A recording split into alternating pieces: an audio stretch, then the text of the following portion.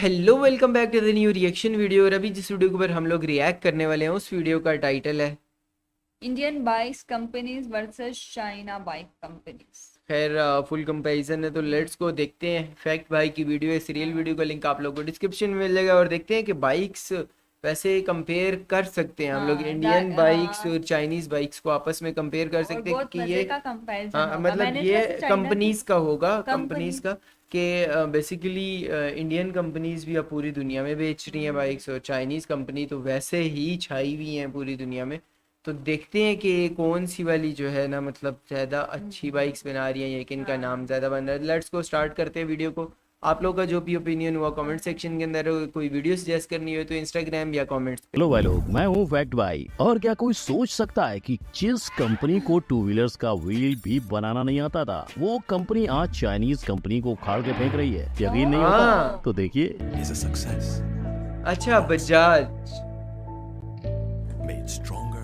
Boxer, Bajaj ji boxer हाँ, बहुत बजाज, कमाल की बाइक हमारा है। बजाज। लेकिन बस बजाज ही नहीं, एक कंपनी और है जिसने चाइनीज कंपनियों के नाक में दम कर रखा है। और सबसे हाँ। मजे की बात तो ये है कि उस कंपनी को एक लॉयर ने बनाया है। आखिर कौन सी है ये कंपनी, आइए देखते हैं। Two wheeler industry.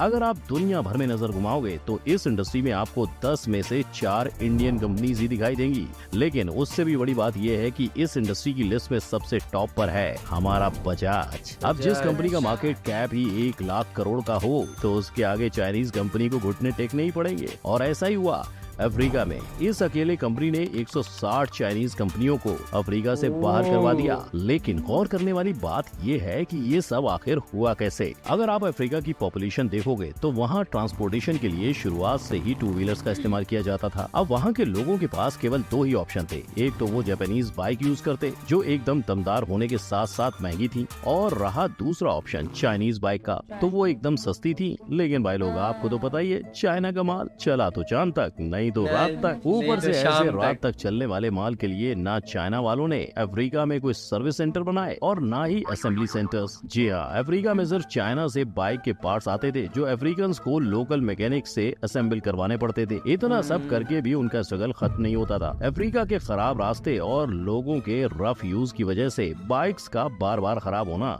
चलता ही जा रहा था। अब सोचने वाली बात ये थी कि वहाँ के लोग ठहरे गरीब, जो एक तरफ जापानीज महंगी बाइक को खरीदने का सोच भी नहीं सकते थे और दूसरी तरफ चाइनीज बाइक लेकर उसको बार बार बना भी नहीं सकते थे। तो बस यही गैप हमारे बजाज ने पहचान लिया और अपनी बजाज बॉक्सर अफ्रीका में लॉन्च कर दी। ये बाइक इतनी मजबूत थी कि अफ्रीका के कठिन सड़कों में आराम से चलती थी। अफ्रीकन कंज्यूमर्स की जरूरत को समझते हुए इसको क्वालिटी के मामले में इतना टॉप क्लास रखा था कि ये बाइक सीधा जापानीज बाइक्स को टक्कर देने लगी। जहाँ अक्सर बाइक में 100 सीसी का इंजन होता है, वहीं इसमें 150 सीसी का इंजन बिठाया था। और इतना होकर भी इनकी प्राइस जापानी बाइक के मुकाबले कम ही थी। इसीलिए तो वहाँ के कंज्यूमर सोचने लगे कि चाइनीज बाइक्स लेने से अच्छा है कि थोड़े से पैसे डाल के बॉक्सर ही ले लेते हैं। और इसी वजह से अफ्रीका का सारा टू व्हीलर मार्केट चाइना के हाथों से फिसलता चला गया। और इसी प्रकार चाइना की 200 में से 160 कंपनीज को ताला लगाने की नौबत आ गई। इसकी मजबूती इतनी थी कि आगे जाके इस बाइक की सेकंड हैंड मार्केट में भी काफी डिमांड बढ़ने लगी। इसे आज भी सेकंड हैंड खरीद के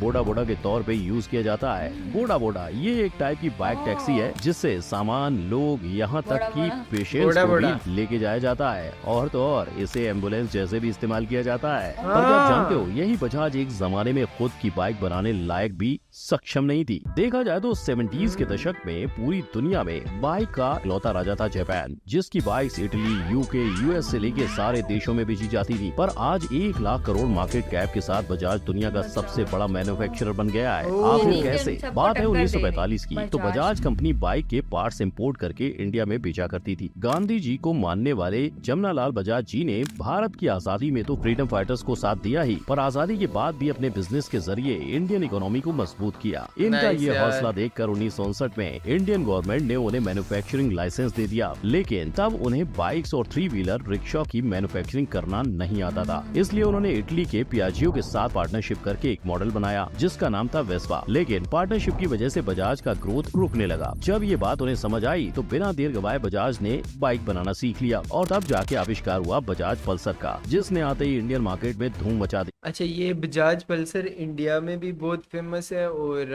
बाकी और कंट्रीज में भी ये लोग अफ्रीकन कंट्रीज में बेच रहे हैं। अफ्रीकन कंट्रीज में तो ये एक बहुत ही ज़्यादा बहुत फेमस चीज़ है। बट वो जो बजाज बॉक्सर है ना, वो हाँ तो हाँ मतलब पूरे उसमें अफ्रीका में और छाई हुई आज है। देखिए इसी कंपनी की वजह से 10,000 से भी ज्यादा लोगों का घर चल रहा है, क्योंकि 10,000 उसके स्टाफ बाद है। बजाज ने कभी पीछे मुड़ के नहीं देखा और जल्द ही पूरे 70 देशों में अपना परचम लहरा दिया, जिसमें से सबसे बड़ा मार्केट रहा अफ्रीका का। पर बजाज के अफ्रीका आने के का। बाद भी मार्केट में 40 चाइनीज कंपनीज बची ही थी, जिन्हें टक्कर दी सेकंड प्लेयर टीवीएस ने। और आज उन 40 कंपनियों का भी अफ्रीका में टिक पाना नामुमकिन हो गया है। बजाज की तरह ही टीवीएस के जन्म की कहानी काफी इंस्पिरेशनल है। इस कंपनी को 1877 में तमिलनाडु के एक लॉयर ने बनाया था। जी हाँ, ओह। टीवीएस के ओनर को अपने पिता की मर्जी की खातिर कई जगह जॉब करना पड़ा, जैसे इंडियन रेलवे हो या फिर गवर्नमेंट बैंक्स, लेकिन हमेशा से उनमें बिजनेस करने की चाह थी, जिस वजह से उन्होंने पहले तो ट्रांसपोर्टेशन इंडस्ट्री में कदम रखते हुए मदुरई शहर में बस सर्विस शुरू की। पर कुछ ही दिनों में वो इस बिजनेस से एग्जिट लेते हुए बाइक इंडस्ट्री में चले गए। अगर ऐसा नहीं हुआ होता तो आज हमें इंडिया की सड़कों पे टीवीएस बाइक्स TVS नहीं देखने को बाइक मिलती। नजर लेकिन आती। टीवीएस सिर्फ इंडिया में ही नहीं बल्कि दुनिया के कई देशों में, खास करके अफ्रीका की सड़कों पर अपना नाम लिख रही है। और इस वजह से आज चाइना की बची हुई 40 कंपनियों के वजूद पर सवाल उठ रहा है। अब आपके भी दिमाग में एक सवाल तो जरूर उठा होगा कि आखिरकार हमने ऐसा क्या कर दिया कि अफ्रीकन लोगों को चाइना से बेहतर क्वालिटी की बाइक्स जापान से कई गुना सस्ते दामों में देनी। तो इसके हाँ। पीछे की वजह है अपना इंडियन टैलेंट। अपने इंडिया में टैलेंटेड इंजीनियर्स की बिल्कुल भी कमी नहीं है और Right. उसी वजह से कंपटीशन भी काफी ज्यादा है। और जाहिर सी बात है, जितना कंपटीशन ज्यादा उतनी सैलरी कम, और इन्हीं कम सैलरीज की वजह से मैन्युफैक्चरिंग के लिए आने हाँ, वाला खर्चा सस्ता भी कम। पड़ता तो है। यही राज है कि हम जापान जैसी अच्छी क्वालिटी की बाइक्स चाइनीज बाइक से थोड़ी महंगी पर जापान से कई गुना सस्ते दामों में बेच पाते हैं। पर सिर्फ अफ्रीका ही नहीं, जैसे मैंने पहले बताया कि पूरी दुनिया में भी हम टू व्हीलर मार्केट में राज कर रहे हैं, जिसमें बजाज तो है ही, पर 2022 में टीवीएस और हीरो मोटर्स ने भी अपना कमाल दिखाया है। हमने पूरे साल में 17.7 मिलियन टू व्हीलर्स बेचे हैं, जहां हमारा सेल्स चाइना के सेल्स से 1 मिलियन बाइक से ज्यादा था। और शायद इसी से गुस्सा होकर चाइनीज कंपनीज ने अब ऐसी रेसिस्ट एड बनाई है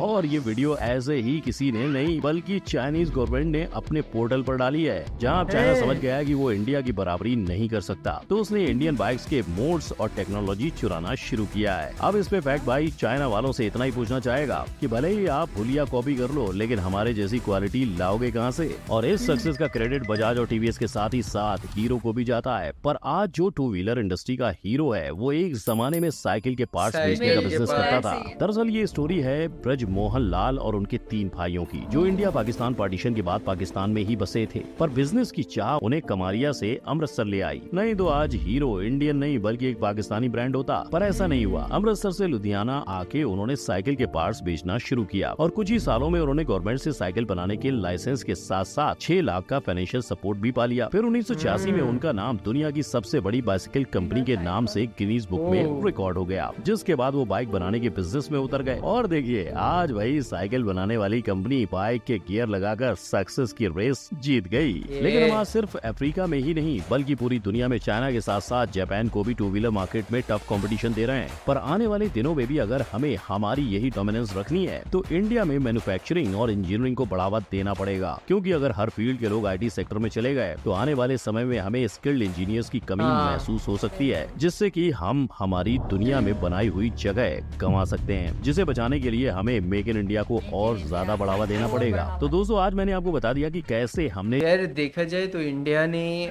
मतलब एक बहुत नाम बनाया और बहुत जल्दी नाम, मतलब जल्दी, इतना जल्दी भी नहीं कह सकते जितना जल्दी लेकिन चाइना ने बनाया, हाँ, बट लेकिन देखो नाम बना नाम लिया है बना कि लिया है। आप अब वो कहीं पे भी अगर कोई भी कहीं पे भी अगर 5-6 कंपनीज की 10 कंपनीज की बात होती है ना, बात किसी होती है भी तो सेक्टर में, लाइक बाइक्स बनाने, गाड़ियां हर बनाने, हर चीज में इंडिया का जेट्स नाम होता बनाने, है। ट्रेन्स बनाने, मतलब कुछ भी बनाने के लिए मतलब बात होती है ना, तो इंडियन इंडिया कंपनी का कहीं ना कहीं नाम लाजिम जरूर आता होता है। है।